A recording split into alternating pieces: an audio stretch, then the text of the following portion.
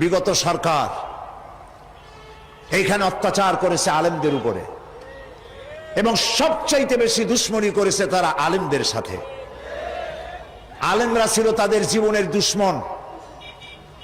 যে কবি তার কবিতার মধ্যে লিখেছে, ফজরের নামাজ যখন, ফজরের আজান যখন শুনি মনে হয় যেন বেশ্যা তার খরিদ্দার ডাকতেছে। নাউজুবিল্লাহ। এই যে কবি, যে মুশরিক, নাস্তিক, মুরতাদ কবি যখন এই কবিতা পড়লো, লিখলো, তদানীন্তন প্রধানমন্ত্রী তাকে ডেকে নিয়ে জাতীয় প্রধান কবি হিসাবে তাকে পুরস্কৃত করলো।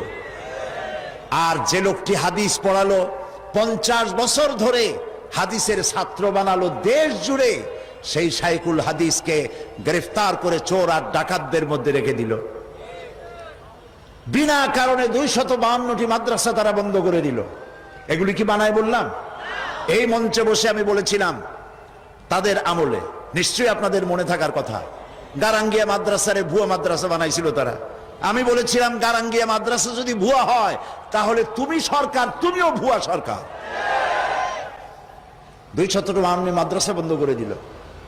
এবং 1 জানুয়ারি তাদের বিদায়ের বছর, 1 জানুয়ারি থেকে নিয়ে 30 জুন পর্যন্ত পাবলিক সিকিউরিটি অ্যাক্ট, জননিরাপত্তা আইনে মাদ্রাসার ছাত্র এবং শিক্ষক আর আলেম ওলামাদের 26,000 আলেমদেরকে গ্রেফতার করে কারারুদ্ধ করে তাদের উপরে নির্যাতন করেছিল। আলেম হলো তাদের দুশ্মন, আলেমদের নাম সহ্য করতে পারে না। আর নাস্তিক, মুরতাদ যারা, বুদ্ধিজীবী নামের মুরতাদ যারা, এরা তাদের কলিজার টুকরা মাথার উপর উঠায় রাখে। আর আলেম সহ্য হয় না, মাদ্রাসা সহ্য হয় না।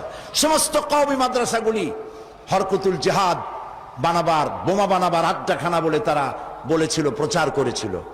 বাইতুল মোকাররমের মসজিদের ভিতরে ঢুকে মুসল্লিদেরকে পিটাইয়া মসজিদে মুসল্লিদের রক্ত দিয়ে লাল করে দিয়েছিল মসজিদকে। এগুলি বানানো কথা? এই সব অত্যাচারে অত্যাচারিত হলো দেশের জনতা, বিশেষ করে আলেম ওলামা।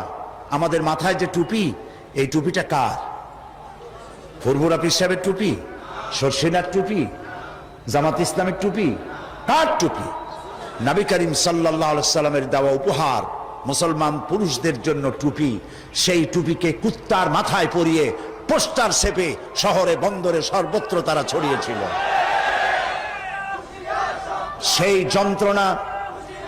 যন্ত্রণা সহ্য করতে না পেরে দেশের সমস্ত ওলামায়ে কেরাম ঝুঁকি নিলেন, জীবনের ঝুঁকি নিলেন। চাকরি চলে যায় যাক, ঈমান যেতে দেব না। ঐক্যবদ্ধ হয়ে গেল সারা বাংলাদেশের আলেম ওলামা, পীর বুজুর্গ, এবং ঐক্যবদ্ধ হয়ে তারা আন্দোলন শুরু করলো। আল্লাহ তাআলা ওলামাদের ঐক্যের কারণে 4 দলীয় জোটের বিশাল অভূতপূর্ব বিজয় দান করে দিলেন। আজকে এই বিজয়কে ধরে নিয়ে আমাদেরকে ঐক্যবদ্ধ হতে হবে।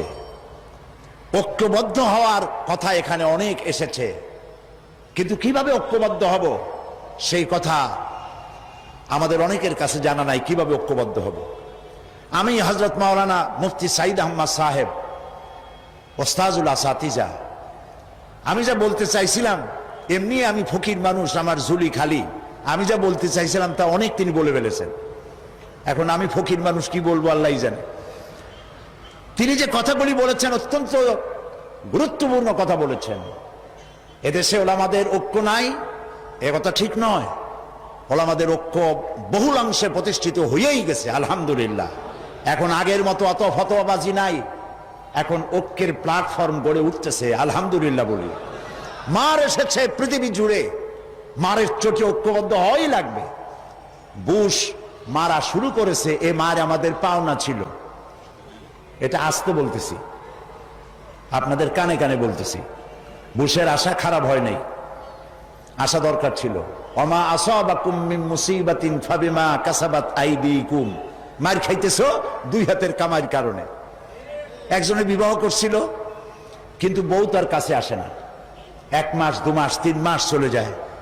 বেচারা খুব অসহায় হয়ে পড়ল। এত টাকা খরচ করলাম, তারপরে তাবিজের শরণাপন্ন হলো, দোয়ার শরণাপন্ন হলো, কোনো কাজ হয় না। সর্বশেষ এক বুজুর্গ ব্যক্তির কাছ থেকে চিনি পড়া নিয়ে পানের মধ্যে ঢুকাইয়া খাওয়াইছে। রাত দুপুর 2:30-3টা বাজে হঠাৎ করে বউ গলা জড়ায় ধরছে স্বামীর।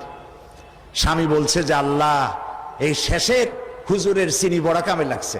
বউ কয় যে কি এর চিনি বড়া কামে লাগছে, ঘরে চোর ঢুকছে তাই ভয়তে গলা জড়ায় ধরছি। বাড়িওয়ালা বলতেছে, স্বামী বলতেছে, আয় চোর, मैं तुझे खैर मकदम कहता हूं, तू हर रोज मेरे घर पे आया कर। তুই আমার বাড়িতে রেডিও টেলিভিশন ফ্রিজ যা আছে সব নে, প্রত্যেক দিন আসবি, তাহলে আমার প্রিয়াকে আমার গলার সাথে পাবো। কাজী বুশ আর আসার কারণে আর যাই হোক, একটা কাজ তো হয়েছে, পৃথিবীর 130 কোটি ঘুমন্ত সিংহ জাগ্রত হয়েছে। আল্লাহু আকবার বলে।